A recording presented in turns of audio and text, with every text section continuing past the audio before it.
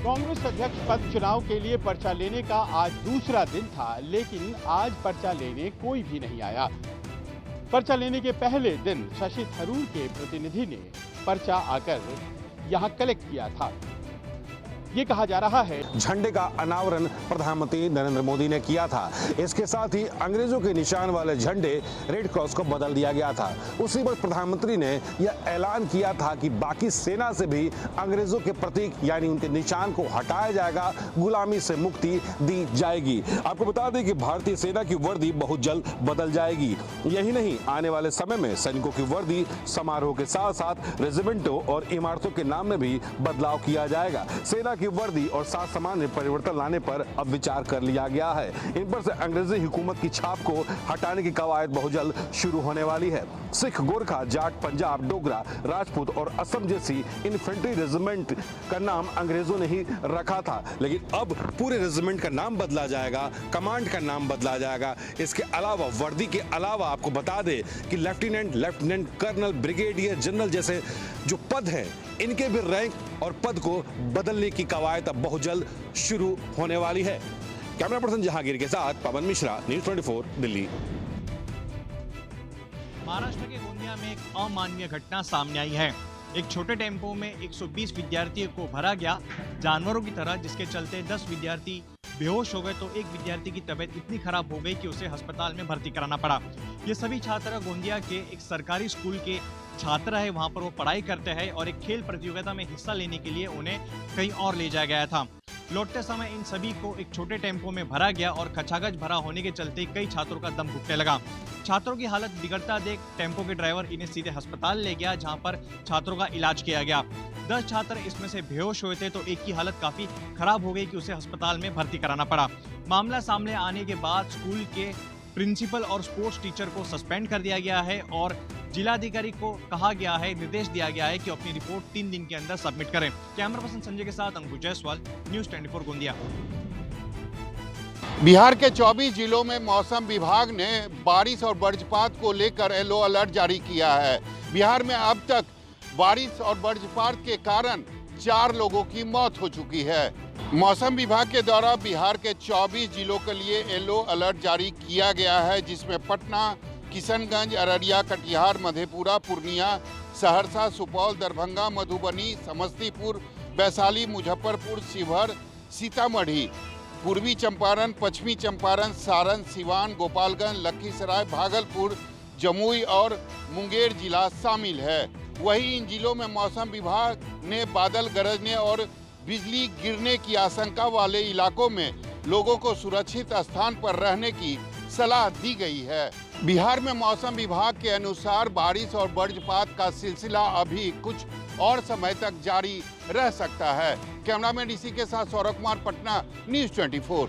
उत्तर भारत में हो रही तेज बारिश के चलते हरियाणा का हथनीकुंड बैराज में भारी पानी की मात्रा जमा हो चुकी है और जो निशान है वो खतरे से ऊपर हो चुका है। और यही कारण है कि आज 2,95,000 क्यूसेक जो पानी है हथनीकुंड बैराज से छोड़ दिया गया, जिसके चलते जमुनानगर के आसपास के दर्जनों गांव इस पानी की चपेट में आ चुके हैं। और यदि इसी तरह बारिश होती रही तो यदि और पानी ज़्यादा इकट्ठा हो चुका हथनीकुंड बैराज में, तब भी जो पानी छोड़ना पड़ेगा और जिसका खतरा दिल्ली के ऊपर भी मंडरा सकता है। कैमरामैन इंद्रजीत के साथ विशाल इंग्लिश, न्यूज़ 24 चंडीगढ़। बिहार में अब रक्षक ही बन चुके हैं भक्षक।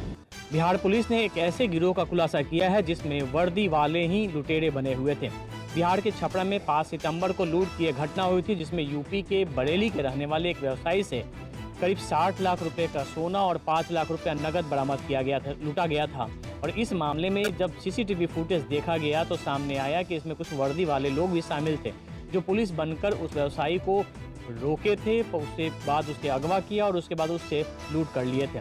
इस मामले में सीसीटीवी फुटेज के आधार पर पुलिस ने बीएमपी 5 के एक जवान शशिभूषण सिंह को पहले गिरफ्तार किया। उसके निशानदेही पे बीएमपी 14 के एक और जवान को गिरफ्तार किया और उसके बाद उनके पास से लूटे गए सोना में से बरामदगी भी हुई है।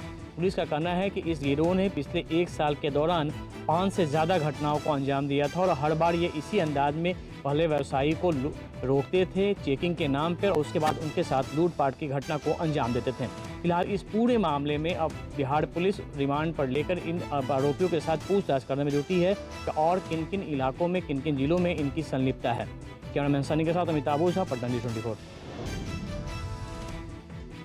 नवरात्रों का पहला दिन है और माता वैष्णो देवी के द्वार में भक्तों का तांता लगा हुआ है।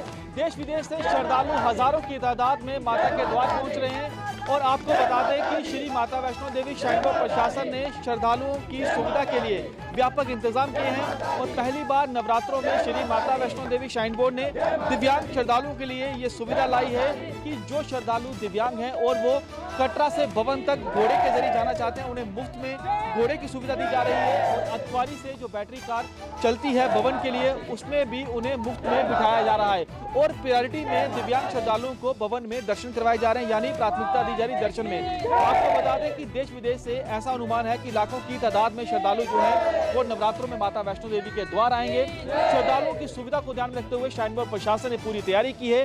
देश विदेश से जो फूल हैं उससे सजावट की गई है पूरे भवन परिसर में, धर्मनगरी कटरा में, पूरे ट्रैक में और श्रद्धालुओं की सुरक्षा को ध्यान में रखते हुए चप्पे चप्पे पर सुरक्षा बलों की तैनाती भी की गई है। कैमरामैन पवन के साथ पंकज शर्मा, न्यूज़ 24 कटरा। पूरे देश के मंदिरों में रौनक बरकरार है और दिल्ली के झंडे वाला मंदिर में भी पूरी तरीके से धूम देखने को मिली। 2 साल के कोरोना काल के बाद मंदिरों की रौनक एक बार फिर लौट आई है। साल में यूं तो 2 बार नवरात्रे आते हैं, चैत्र और शारदीय, लेकिन शारदीय नवरात्रों की रौनक जो है वो बेहद खास होती है क्योंकि इसके साथ ही रामलीला जो है वो भी शुरू हो जाती है, यानी देवी माता के पूजा के साथ साथ भगवान राम की भी पूजा अर्चना की जाती है।